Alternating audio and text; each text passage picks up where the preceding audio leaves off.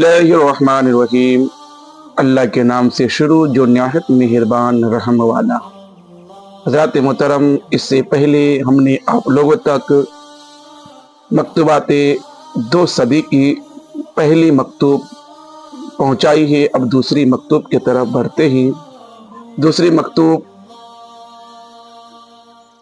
علم کی طلب اور اس کی تخصیص میں محنت و مشقت۔ بسم اللہ الرحمن الرحیم۔ برادرم شیخ عمر کاتب مکتوب کا خصوصی سلام و دعا۔ تم جانو حکم یہ ہے، طلب العلم لواب سین، علم طلب کرو اگرچہ چین میں ہو۔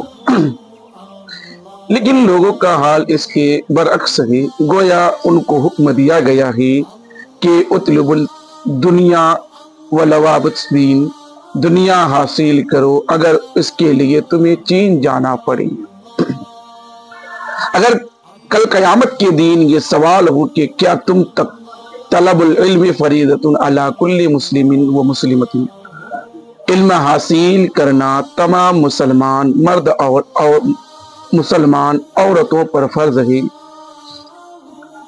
فرمان کا فرمان نہیں پہنچا تھا؟ اگر پہنچا تھا تو کیوں تم نے حاصل نہیں کیا؟ پتہ نہیں اس سوال کا کیا جواب دیا جائے گا۔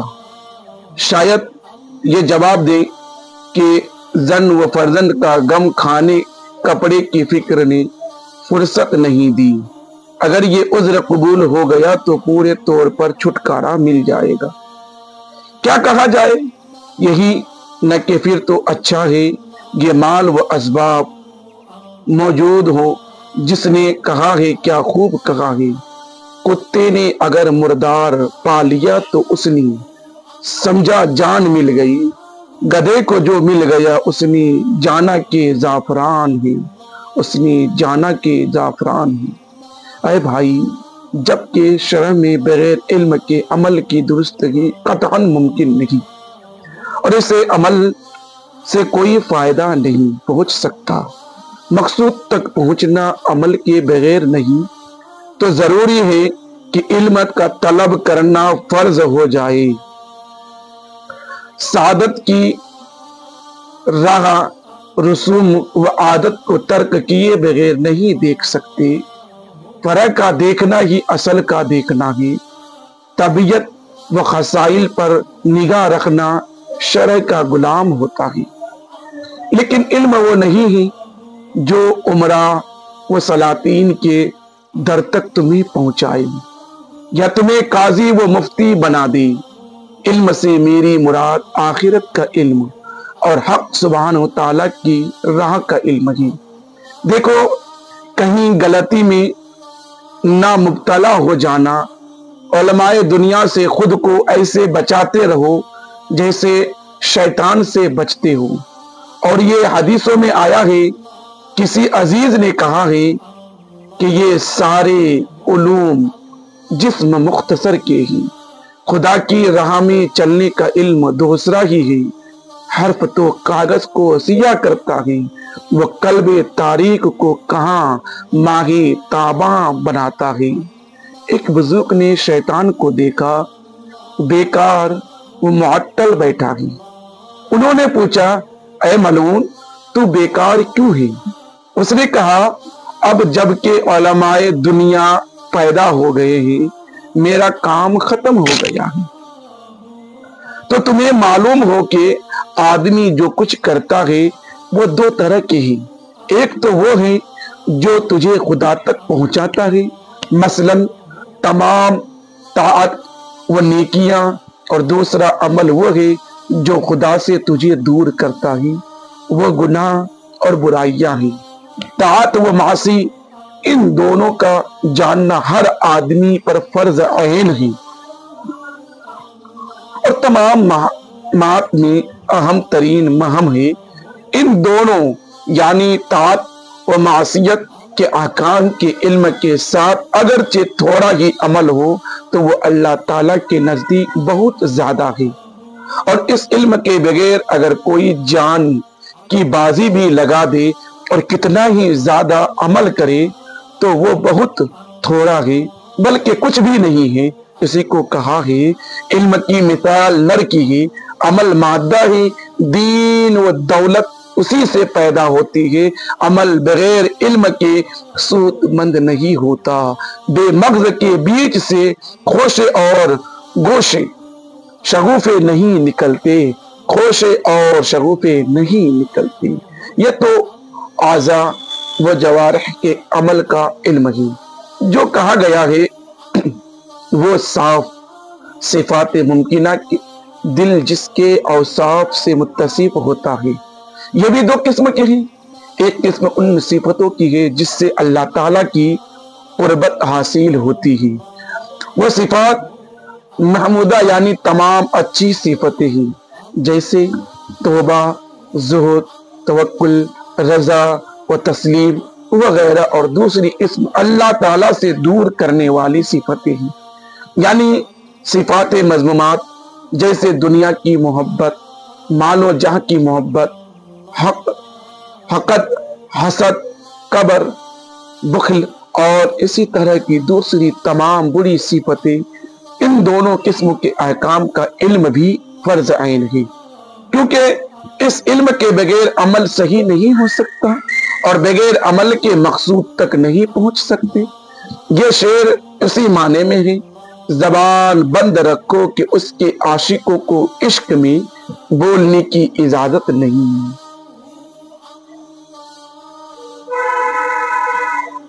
جبکہ میں آ بیٹھوں اور خرقہ کے اوپر زنار باندھوں۔ آخر تم نے قرآن مجید میں پڑھا ہے، من کان یرجو لقاء ربہ فلیعمل عملا صالحا ولا یشرک بعبادۃ ربہ احدا۔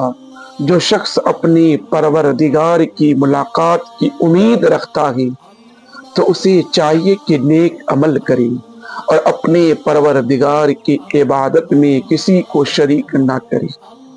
عمل صالح عدم شرک کے ساتھ شرط ہے، اور تم یہ جانتے ہو کہ مشروط کا یعنی شرک کے ساتھ شرط ہے، اور تم یہ جانتے ہو کہ مشروط کا وجود بغیر شرط کے محال ہے، تو مقصود کا وصول بھی بغیر عمل کے محال ہوگا۔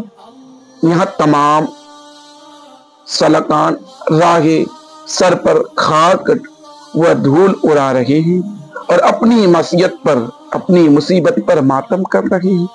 کہتے ہیں اگر مال و مرتبہ، زن و فرزند کا فرما کا قربان کرنا شرط ہو تو یہ آسان ہوتا ہے۔ عشاق اپنے سروں پر خاک ڈالتے ہیں، میں خاک کی جگہ آگ انڈیل رہا ہوں۔ ہمیں اور تمہیں تو یہ غم دامن گیر ہے کہ کھاؤں گا کیا، پہنوں گا کیا۔ ان اللہ خلق للحرب رجالا وللقصعۃ للسریر رجالا۔ بے شک اللہ تعالیٰ نے کچھ لوگوں کو میدان جنگ کے لیے پیدا کیا ہے اور کچھ کو کثیر یعنی کوثر دید و پیالہ کے لیے۔ مردوں کی راہ دوسری ہے اور مخنثوں کی دوسری۔ اسی کو کہا ہے کہ موتی کے متلاشی کو دریا کے تہ سے کام ہے، مردوں کی جان ہمیشہ بلند مقام کی طرف پرواز کرتی ہے۔ کشتی پر سیر و تفریح کرنے والے آرزو اور تمناؤں میں بھرے ہوئے ہوتے ہیں، موتی نکالنے والوں کی جگہ سمندر کی تہ میں ہوتی ہے۔ اب تم یہ سمجھ لو کہ آخرت کا علم مشائخ کی طریقت اور علماء آخرت رضوان اللہ علیہم اجمعین کی ہمیشہ خدمت کرنے ہی سے حاصل ہوتا ہے، اور یہ لوگ ہمارے زمانے میں سرخ گندک ہیں۔ آخر کیا کیا جائے؟ وہ تمام مکتوبات جو لکھوا کر شیخ کا ظفر آبادی کے داماد زین الدین کی معرفت میں بھیجے گئے ہیں، مل گئے ہوں گے۔ ان میں سے ایک دو مکتوب نہایت غور و فکر سے روزانہ مطالعہ کیا کرو۔ اگر تنہائی میں ہو تو یہ بہتر ہے اور یہ شعر پڑھو۔ اگر میں شکر کے بورے نہیں خرید سکتا، اتنا تو کر سکتا ہوں کہ شکر کے بورے سے مکھیاں ہکایا کروں، مکھیاں ہکایا کروں۔ فَإِن لَمْ يَصِبْهَا وَابِلٌ فَأْتٍ، اگر بارش بند ہو چکی ہے تو شبنم ہی پر اکتفا کیا جائے۔ جب کسی کی نگاہ سے آفتاب چھپ گیا تو کیا کرے، چراغ ہی سے کام لے۔ اگر میری بدبختی سے سورج ڈوب چکا تو اے چاند سے محبوب تمہارے چہرے کی چمک سے میں چراغ کا کام لوں۔ لیکن خود کو معطل و بیکار رکھنا اور چوپائیوں کی طرح کھانے پینے میں لگے رہنا سمجھدار اور ہوشیاروں کا کام نہیں۔ کیوں؟ جس کسی کو یہ درد نہیں وہ مرد ہی نہیں۔ یہی درد کا درمان ہے، اگر یہ نہیں تو علاج بھی نہیں۔ دینداروں کے لیے ہے کفر کافروں کے لیے عطار کے دل کو تو آپ کے درد کا ایک ذرہ ہی چاہیے، آپ کے دل کا ایک ذرہ ہی چاہیے۔ اے بھائی، اس راہ میں یہی دو اصل کام ہیں، اسے تھوڑا نہ سمجھو، پورے ہوش سے سنو۔ اگر تم سے ہو سکے تو اس پر عمل کرو۔ ایک ظاہری اعضاء کو معصیت اور گناہوں کی گندگیوں سے پاک کرتا ہے اور دوسرے دل کو بری صفتوں کی آلودگیوں سے صاف کرتا ہے۔ جس وقت ظاہر و باطن کی یہ طہارت تمہیں حاصل ہو گئی، اسی وقت ملکوت کے اسرار تم پر کھل جانے اور شربت نری، یعنی اسی طرح ہم نے دکھائے ابراہیم کو زمین و آسمان کے اسرار تم نے نوش جان کر لیا۔ بے شک اللہ پاک ہے اور پاکیزگی قبول فرماتا ہے کہ خلعت خاص زیب تر کر لی۔ ساقی کا در کھلا ہوا ہے، ساگر چل رہے ہیں۔ جیسے ہمت ہے وہ بڑھ کر جام اٹھا لے۔ سچ کہا ہے جس کسی نے کہا ہے، پیاسا ہے اور دریا سے کنارے ہو رہا ہے۔ سارے خزانہ کا مالک ہو کر بھی گدائی اختیار کیے ہوئے ہے، اور یہ یہی کی بات ہے۔ سارا جہاں آفتاب کی تابش سے جگمگ کر رہا ہے، مگر آنکھیں اندھی ہیں۔ سارا عالم نادر باتوں سے گونج رہا ہے، مگر کان بہرے۔ اگر تم اپنے کام میں لگے رہو تو ایک دن اپنی خوش نصیبی سے وہاں پہنچو گے جہاں دوسرے پہنچے ہیں۔ تم بھی وہ سب دیکھو گے جو دوسروں نے دیکھے ہیں، اور تم بھی وہی کہنے لگو گے جو اور دوسروں نے کہا ہے کہ میرا محبوب میرے سامنے ہی تھا، مجھے کچھ خبر نہیں، وہ تو میرے ساتھ ہی تھا، مجھے کچھ پتا نہیں۔ میں نے کہا اس کی تلاش میں کہیں چلوں، یہ خود تفرقہ ہی تھا جسے میں سمجھ نہ سکا، یہ خود تفرقہ ہی تھا جسے میں سمجھ نہ سکا۔ کمال ہمت کی علامت یہ ہے کہ جس حال میں ہے اس سے قدم پیچھے ہٹنے نہ پائے، اسے ہضم کر جائے، ظاہر نہ ہونے دے۔ اگر ایسا نہیں ہے تو اس کا پتہ چلتا ہے کہ بشریت کے جامع سے باہر نہیں آیا ہے، اور صحرائے دل تک خود کو اس نے اب نہیں پہچانا ہے۔ شراب کے ہزاروں دریا اگر میں گھونٹ جاؤں، پھر بھی میری ہمت تو وہ ہے کہ دریا جیسا ایک جام اور ملے تو وہ بھی پی لوں۔ میری خوشی کا اس وقت کیا پوچھنا جب میں مستی میں ہوں اور ساقی مجھے اپنے پہلو میں کھینچ لے۔ اے بھائی، اگر کسی وقت تمہیں کوئی چیز مانگنا ہو تو ہمیں مانگو، کسی وقت تمہیں مانگنا ہو تو ہمت مانگو۔ مرد کو صاحب ہمت ہونا چاہیے، کیونکہ آدمی کی قدر و قیمت ہمت ہی سے ہوتی ہے۔ ہمت وہ چیز ہے کہ تمہیں بت پرستی سے نکال کر خدا پرستی تک پہنچا دے گی۔ اس راہ کے چلنے والے کو جب تک یہ گمان ہے کہ اسے بھی کچھ حاصل ہے تو وہ ابھی تک بت پرست ہے۔ کیا تم نے یہ نہیں دیکھا کہ جناب صدیق اکبر رضی اللہ تعالی عنہ نے جب اپنی ساری پونجی لٹا دی اور وہ نعمت وہ دولت جو ان کا نقد وقت تھا سب کو غارت کر دیا، تو اس وقت بالکل خالی ہو کر عرض کرتے ہیں کہ ایمان کیا ہے یا رسول اللہ؟ اسی کو کسی نے کہا ہے کہ یہ کیسی بارگاہی جہاں کے کفل کی کنجی نہیں، یہ کیسا دریا ہے کہ جس کی گہرائی کا کچھ پتہ ہی نہیں، جو کچھ تیرے پاس ہے اس سے آگے راہ نہیں، وہ تیرے وہم کی انتہا ہے، اللہ نہیں اللہ نہیں ہے۔ جیسے اس کی طلب حاصل ہو جاتی ہے وہ قیامت تک کے لیے مت و بے عقل ہو جاتا ہے، مست اور بے عقل ہو جاتا ہے۔ سبحان اللہ، کہ اچھی ہمت ہے۔ ایک شخص ایک دن میں 70 بار طلب کی گمن عرش کے کنگر پر ڈالتا ہے، اور دوسرا وہ ہے کہ 2 خشک روٹیوں پر نازواں ہیں۔ ایسے ہی شخص کے لیے یہ شعر ہے، کتے نے مردار پا لیا سمجھ جا جان آ گئی، گدھے کو جو مل گیا زعفران سمجھ لیا۔ لوگوں نے کہا ہے کہ اللہ جل شانہ کی معرفت کا کمال جہاں تک بشر کے لیے ممکن ہے، کسی صدیق وقت کو جب حاصل ہو جاتا ہے تو وہ اس حقیقت کو جانتے ہیں کہ اب تک جو کچھ حاصل ہونے سے رہ گیا ہے وہ اتنا زیادہ ہے کہ جس کی کوئی انتہا نہیں۔ اس حاصل وقت کا وجود اور اس کا عدم دونوں ہی ان کی نظر میں ایک ہوتا ہے، اور وہ یہی بات ہے جو اگلے بزرگوں نے کہی ہے کہ ہمارا اور بوڑھی عورت مکتب کے بچے کا دین ایک ہی ہے۔ کسی کو کہا ہے ہر زمانہ میں یہ راہ بڑی لمبی وہ دراز رہی ہے، اس راہ کے راہی ہما دم بے انتہا حیران و سرگرداں رہے ہیں۔